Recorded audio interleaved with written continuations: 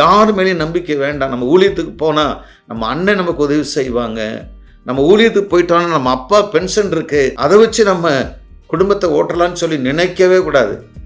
தேவன் அழைச்சார்னா கம்ப்ளீட்டாக எல்லாவற்றையும் விட்டு விட வேண்டும்.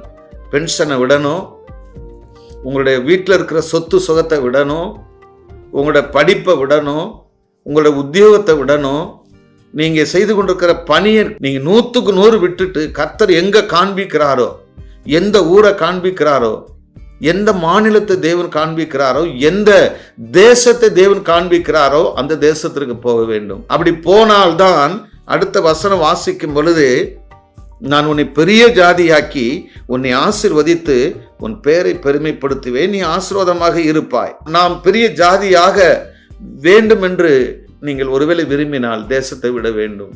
பெரிய ஜாதி ஆக்குவார், நம்மளை நிச்சயமா ஆசீர்வதிப்பார், நம்மளோட தேவைகளை சந்திப்பார், வேண்டிய வாகனங்களை வசதி வாய்ப்புகளை தேவன் ஏற்படுத்துவார்.